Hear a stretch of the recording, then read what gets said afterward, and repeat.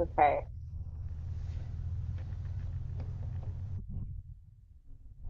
All right. So this is the frequency of money. Last week we were talking about money. And so this week I decided to go a little more in depth on that and start a class series on money and the frequency of it. So I'm gonna go ahead and oh,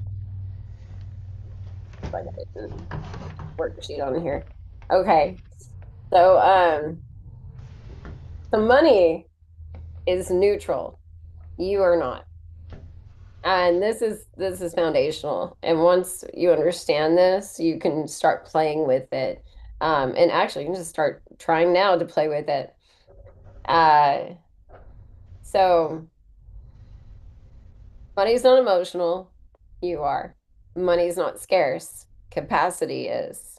And money does not chase, it responds. So money is neutral energy. All energy is neutral.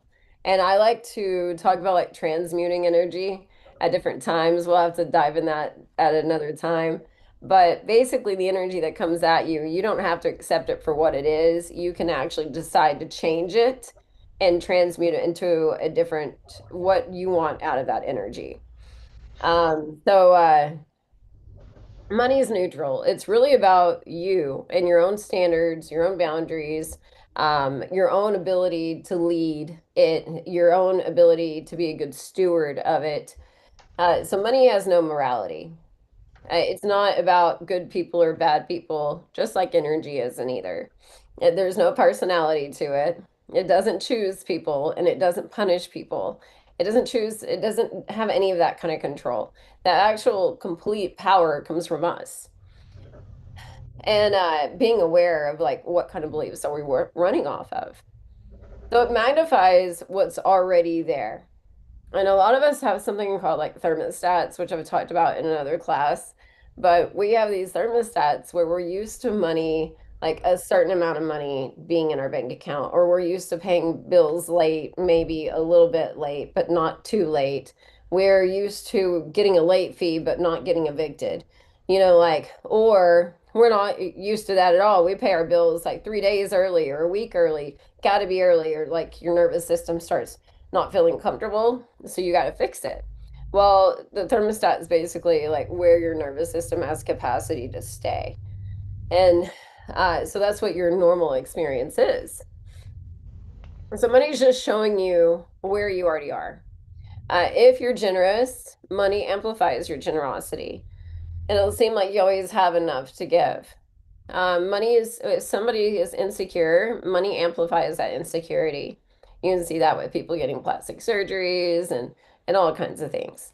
If someone's chaotic, money amplifies chaos. I mean, if somebody's like partying it down and getting into drugs and alcohol, well, that money's just going to allow them to do more of that.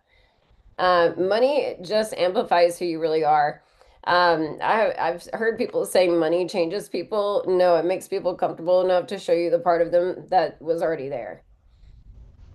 Money reveals your relationship to power, responsibility, visibility, and leadership.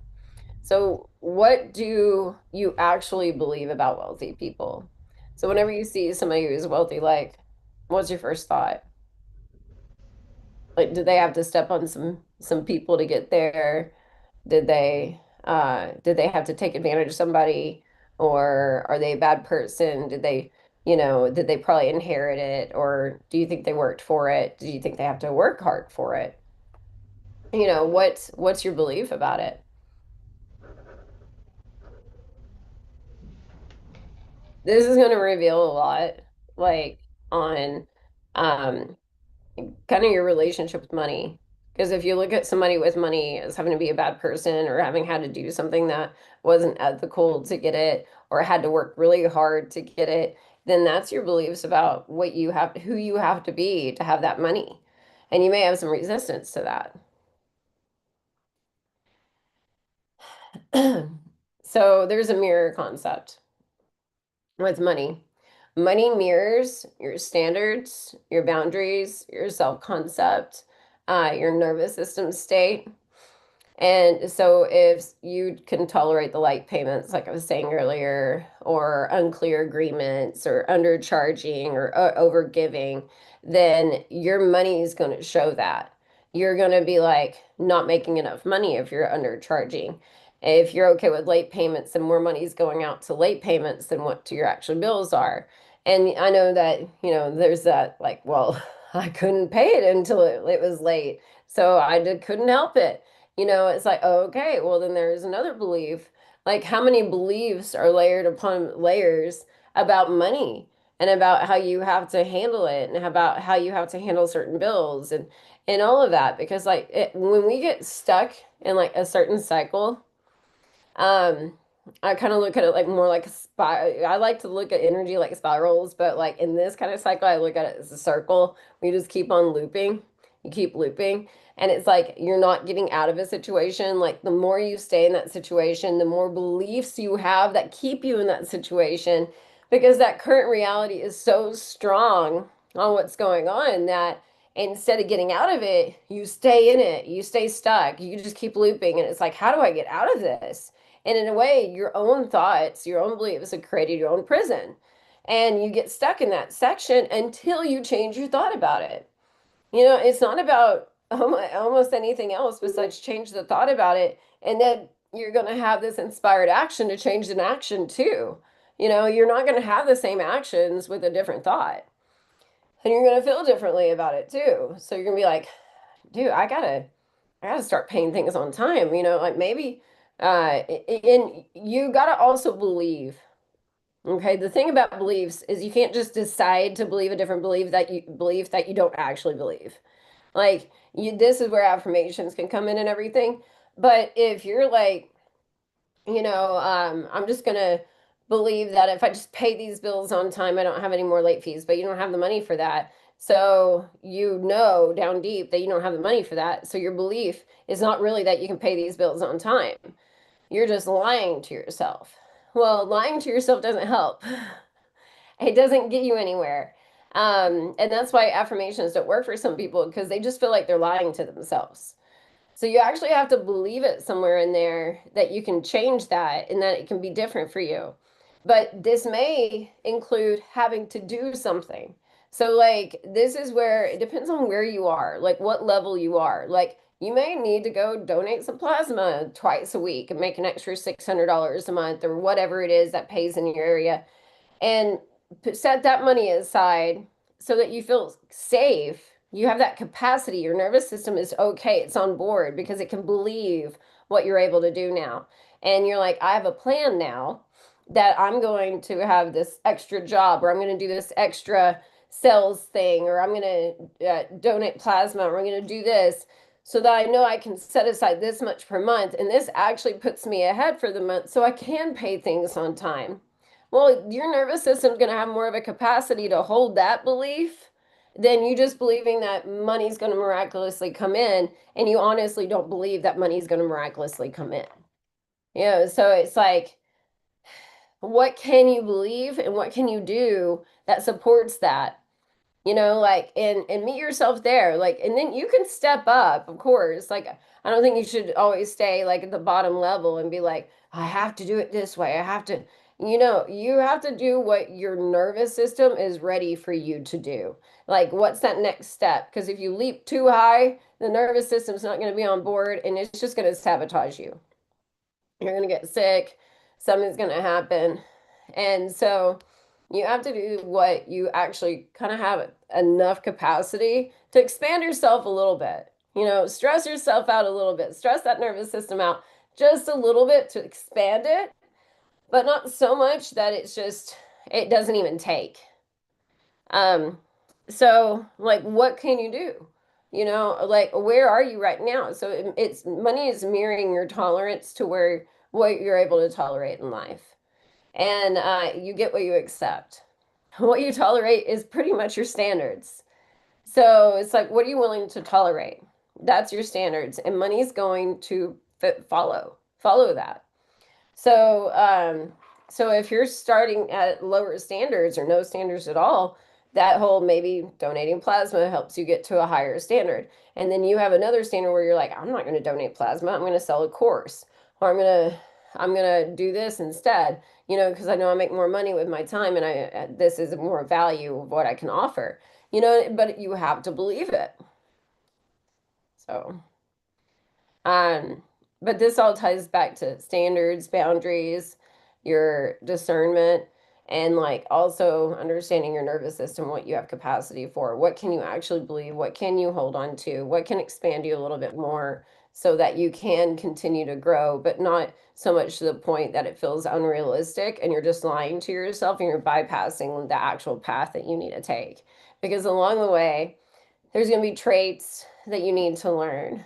There's going to be subtleties, like energetic subtleties that you have to pay attention to, that without that experience, you won't know. It's like trying to explain to somebody who's trying to learn how to walk, like what it's like to know that the next time you get up, you need to put a little bit more weight on the left toe.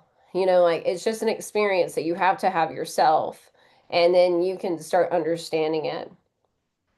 But standards are financial decisions. Your standards are. And if you really look into your standards, you're going to notice it will reflect your financial decisions. Um, so far with everything that I've said, do you have any questions?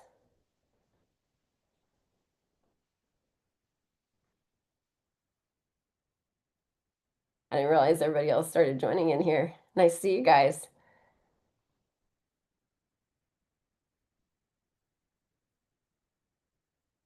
So a clean emotion versus high emotion money. So when I say clean emotion, this is like whenever you're like cool, calm, collected. It's not like, just hyperactive or just like sporadic. High emotion money is desperation, like proving yourself, fear, urgency. I need to make this sell. We have to make this happen. Comparison. And guys, when I talk about this stuff, I experience it too. Even when I'm teaching this stuff, sometimes I'm like, oh man, I'm doing that there. Okay. And because there's all these layers and levels to like understand. So clean emotion money is calm pricing, like steady decisions. Cool, calm, collected, no chasing, no emotional negotiation, no, there's a clear yes, a clear no. There isn't confusion. There's that clarity, that direction, that like, calm, peace that just comes with it. And so that's what I mean when I talk about clean emotion. So high emotion shrinks capacity. Clean emotion expands it. So whenever you're like high emotion, the kind of what I kind of look at in that is it's like, the sun has all this energy, but it's everywhere. So it doesn't burn a hole through us, but it provides us enough heat, a lot of energy. But if you took that same energy and put it into laser focus, you can cut right through something. And clean emotion to me is like the laser, while the high emotion is like the sun. It can burn a lot of stuff, but it's not going to do what something that's focused can do. And it's also just so much energy being just wasted. So whenever it comes to money, uh, how do you feel? Like, what's the emotion? And when you think of money, what is the very first emotion that comes? Do you feel anxiety? Do you feel resistance somewhere in the body? Do you feel like you don't have enough? Do you feel like you're not doing enough? Do you feel like, oh wow, I'm very calm, cool, collected about it? I know more is going to come. I know when I spend this money, even more is going to come. I'm grateful for everything I have. Like, what is the energy? And this isn't something that you guys have to say here. But if this is something that, be aware of like what's your relationship with money? How do you really feel about it? And this is going to reflect. It's like I said, it's like a mirror. It's going to reflect. You're going to see how you really feel about money by looking around. And how you feel about money can change, just like your thoughts can change.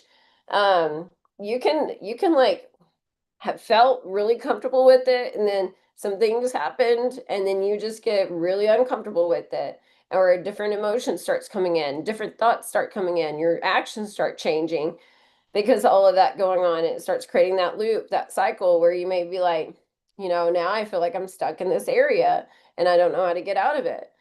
And that's what I was talking about earlier. So it's like, how do you feel about it? And it's okay. There's no place of shame or judgment for how you feel about it. It's just a level of awareness because then you can do something about it. So, your financial identity, this is where you bring in your identity and your timeline work. So, I should have told y'all what y'all were going to be learning from the very beginning. I did not do that. Sorry about that, guy. Guys, I would have made this a little easier to probably uh, to to get here. But so far, how I've been teaching it, do you guys like understanding what I'm talking about, or is there any questions?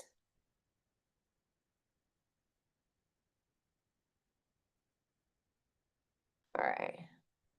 Okay. Because we're actually going to go four more classes into the frequency of money. We're going to go deeper and deeper. So next time we're going to be talking more on the nervous system and boundaries on how to create those so that you can actually start setting up the foundation to have money start coming in instead of resisting you without you realizing that you're resisting it. So your financial identity. This is where you bring in your identity and your timeline work. This is basically like, where are you comfortable being? What's the channel you keep playing? What's the loop? What do you keep seeing? This is like, what is the most you've ever comfortably held money wise? Like, how much was that? And you're going to notice that's how much you normally have, or what may be normal for you. You could get out of that. And this is when you switch the timeline, or you switch the area because your thoughts have changed. Maybe a situation changed your thoughts or changed your beliefs. But either way, what's the most you've ever been comfortable holding money wise? This is where you're going to start figuring out where your thermostat is.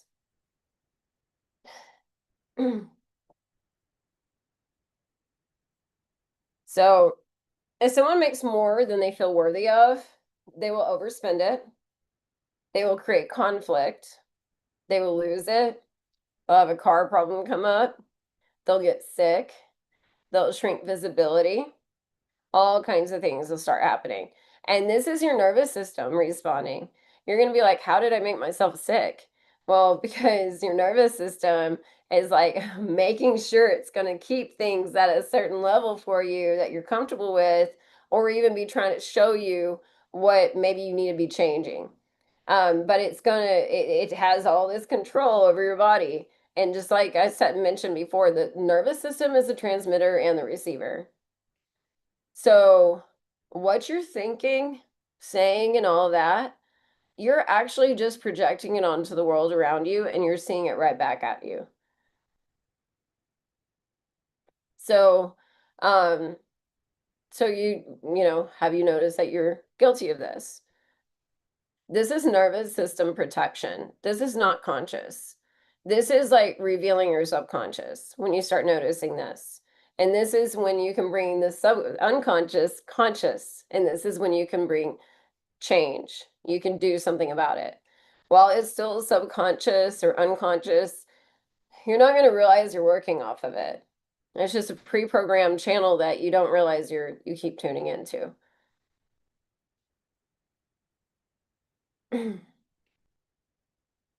So for like the next 7 days, and I know that I mentioned this the last time too, but keep track of your money. If you guys haven't done this yet, get a shoebox, get a box. I don't care what it is, some kind of box, and start putting all your receipts in there. And if you don't get a receipt, write down like what you bought, what time, what day, and the amount of money, and then put it in there. And then at the end of the 7 days, go through it and see, what are you overspending on? What are you spending? What are you spending your money on? And then also notice emotional spikes. Like, what do you do when money comes in?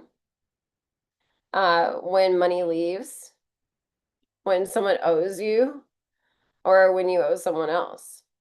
How does this change your emotions? What kind of belief, what kind of thought do you have behind that? Now, this class right here is just laying the foundation. We're actually going to go in more detail on the next few classes, guys. So if you feel like, man, I don't really want to go deeper there, we will be going deeper.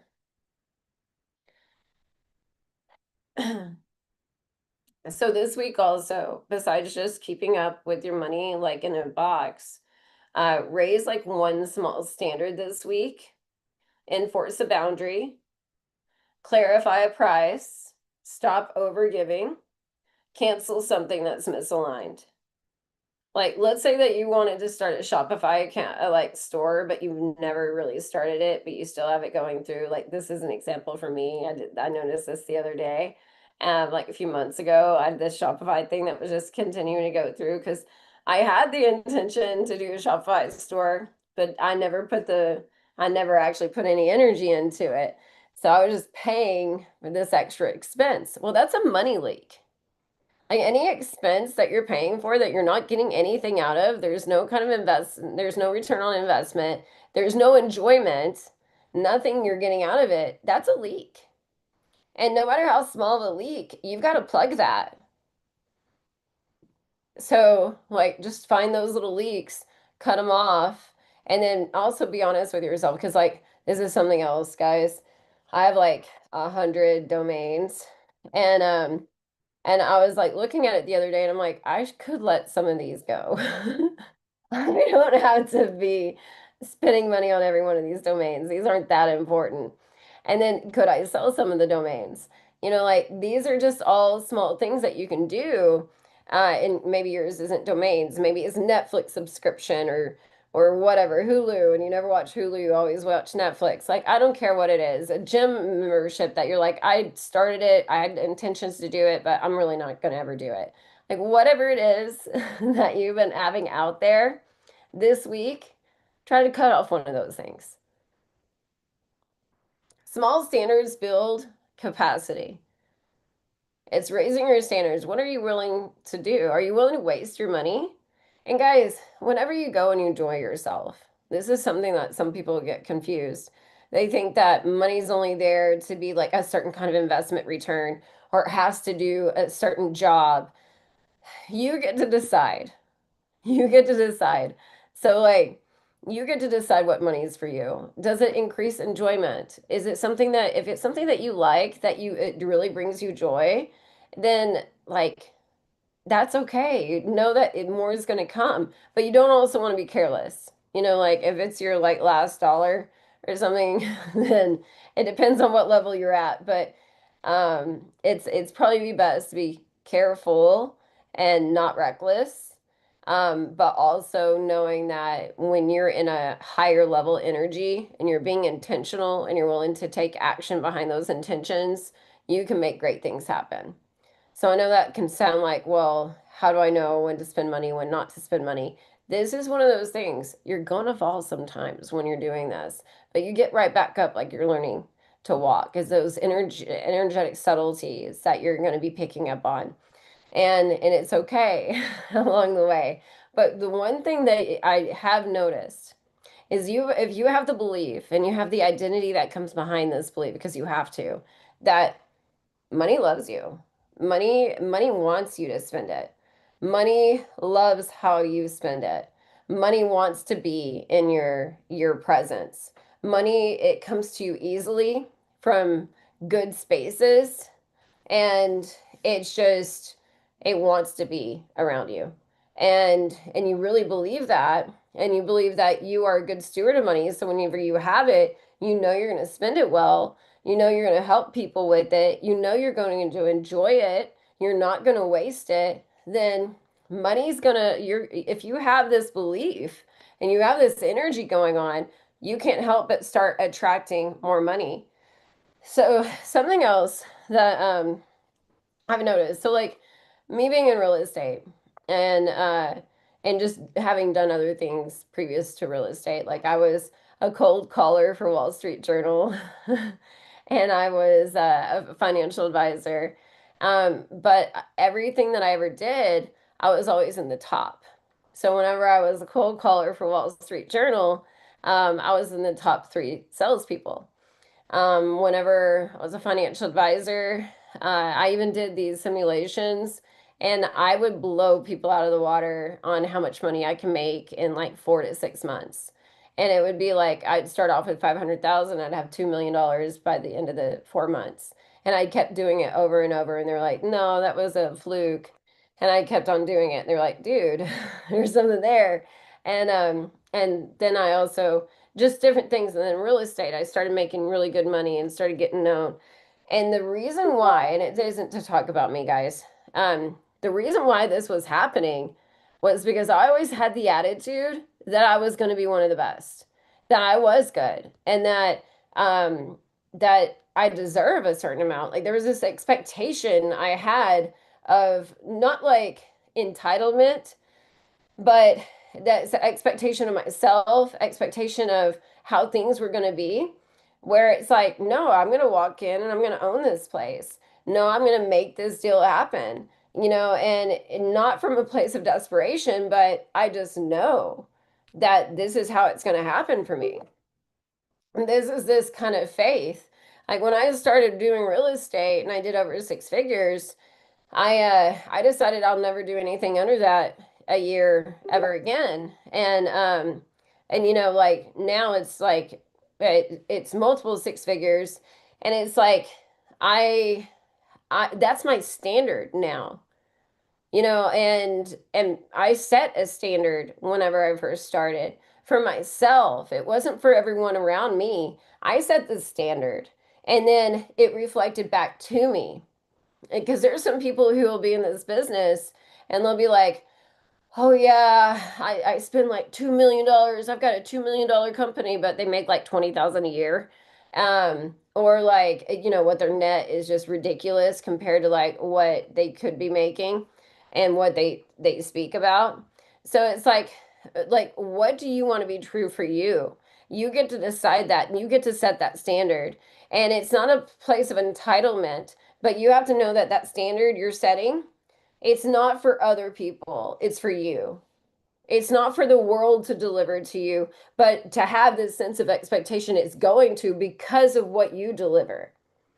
Like you're going to do your part, and you just have that identity to hold that space. And then you create that capacity because those standards are like, hey, I don't accept under this.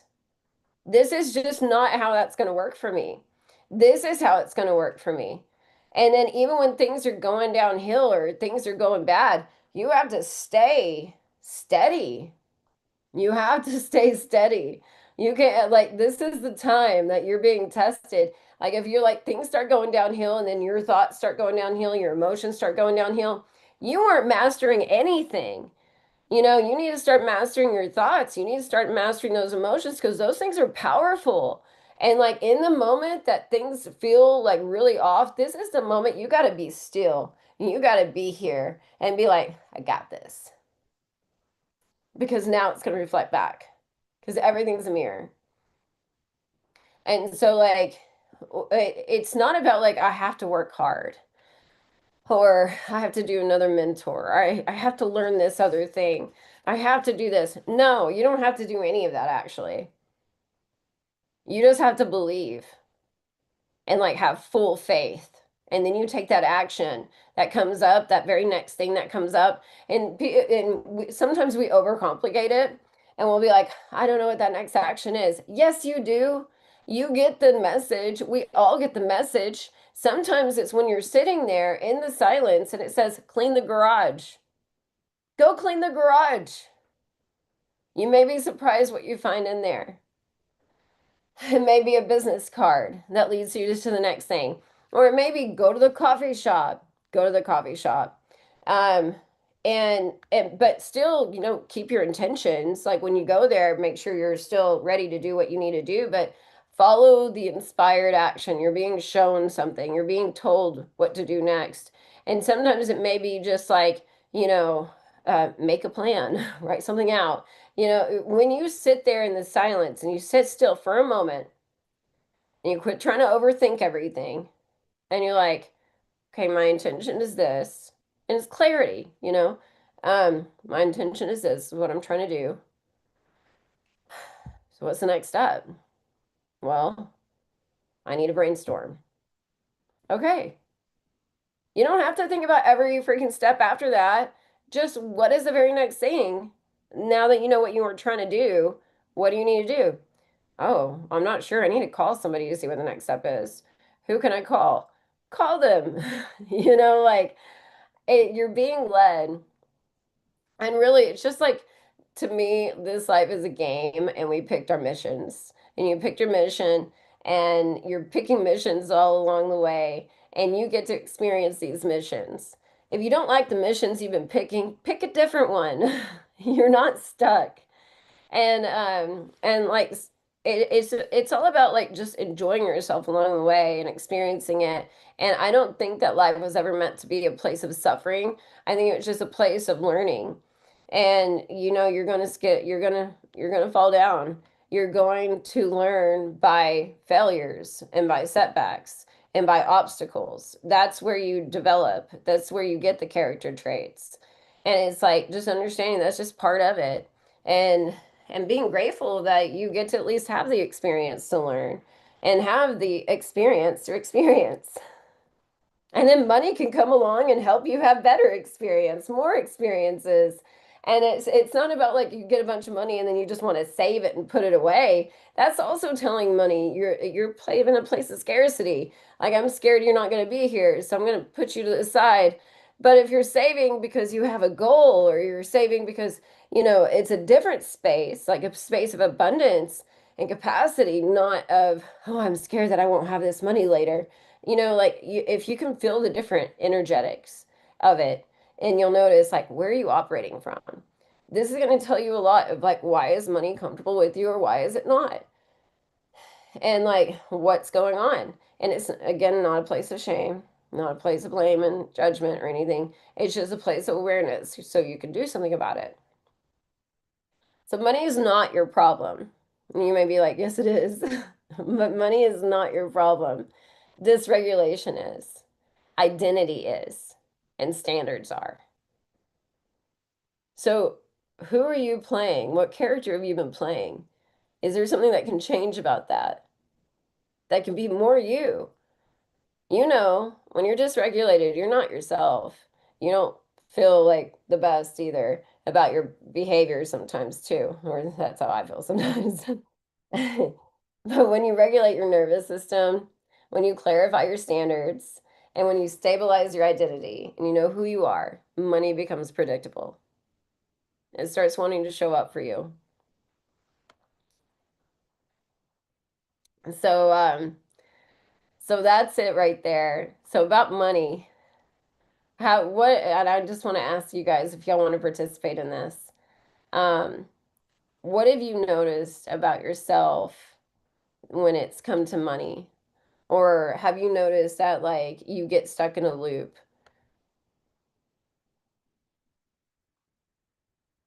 Ooh, Um, I get stuck in a loop. I have a lot and then I spend it all on a flip or something, and then I have a little, and then I have a lot, and then I have a little, and it just goes like a seesaw. Yeah, that's me too.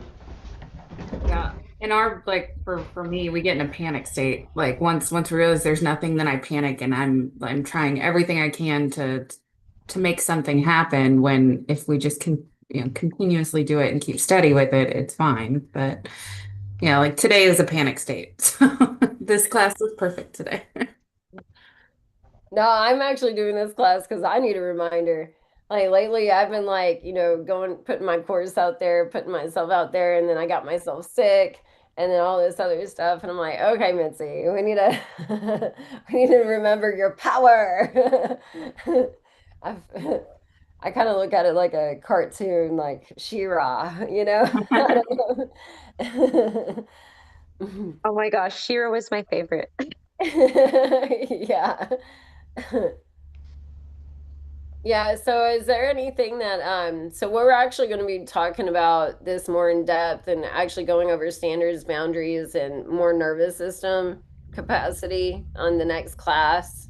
And then we're going to keep on going deeper and deeper diving so that you can have a good idea of like really where you sit with money and like your beliefs about it. And then also how to get out of the loops when you start noticing you're stuck in one. So that you don't get stuck in like what's happening here.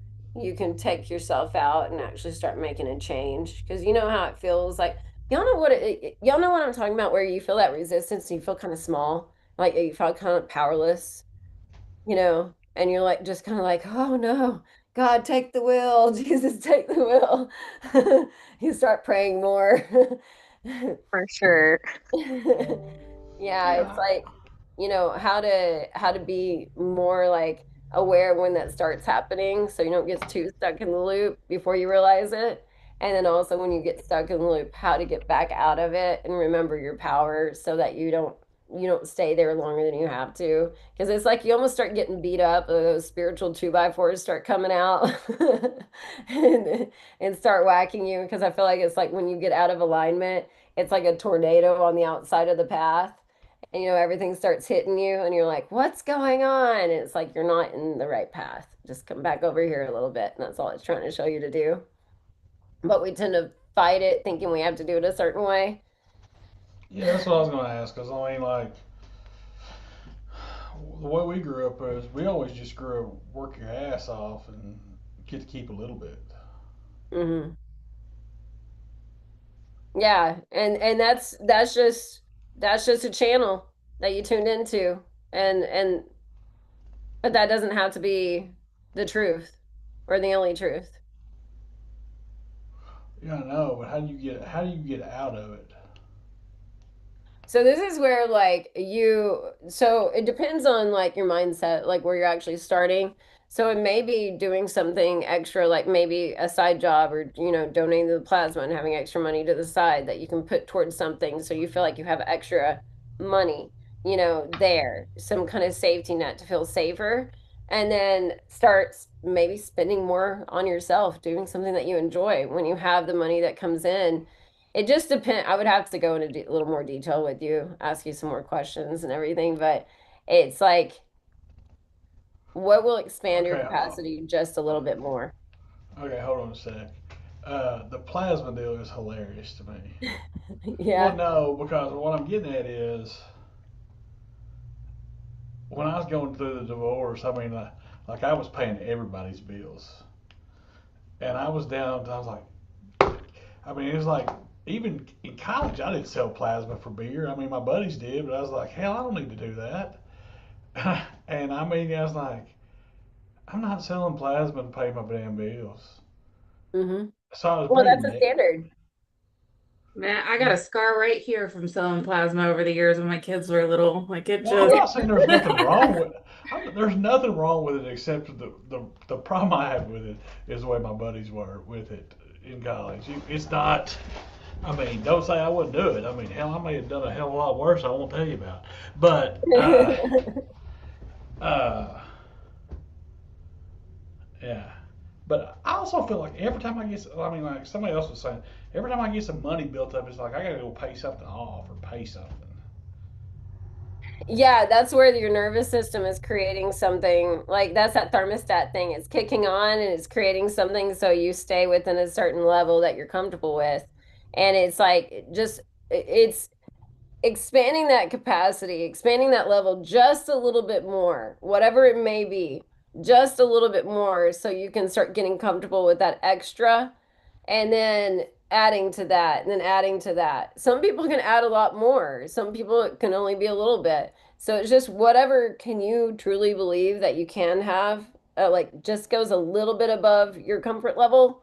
That's what will start like stretching you out, start stressing you out a little bit, just enough good stress to increase your capacity. Does that make sense with the words I'm saying? I'm not sure. Yeah, capacity is a big word here.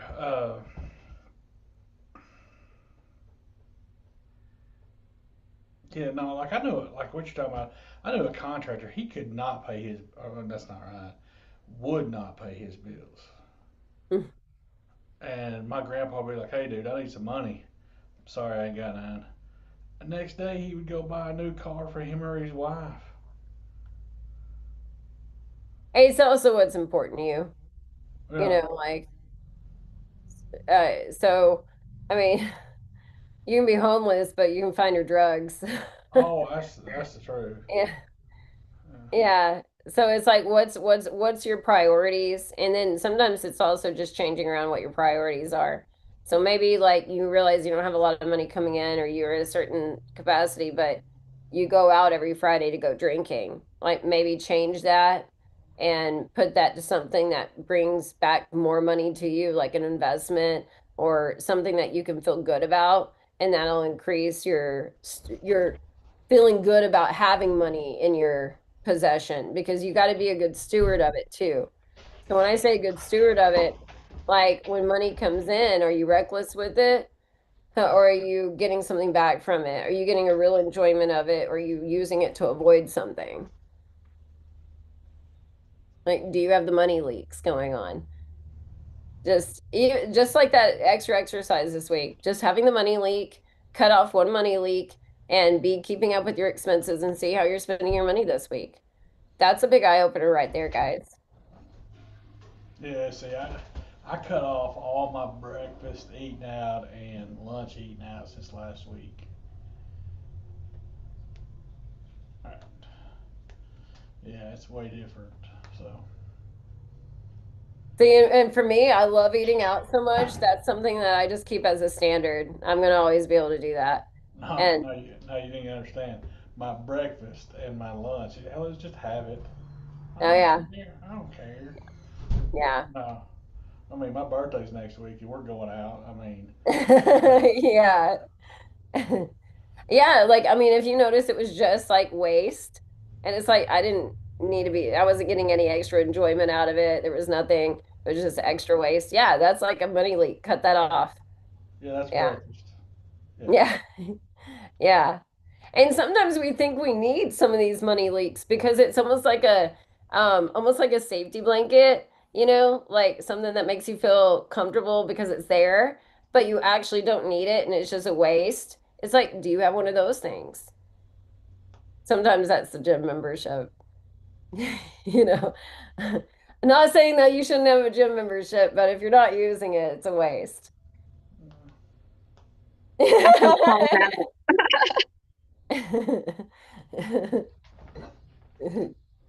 Yeah. Well, do you guys have anything that y'all want to add? Anything, any kind of questions or anything that y'all would like to dive deep on another class?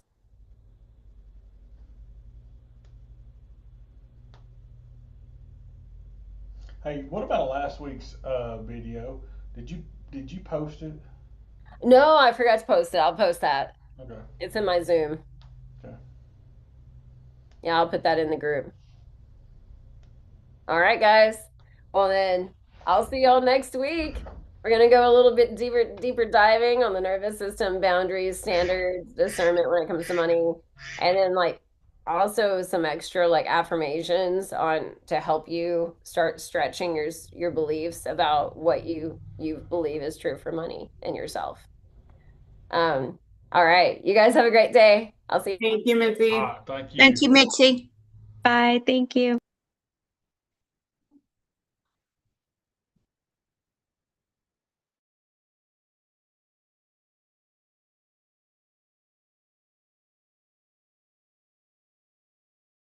y'all next week. Thank y'all.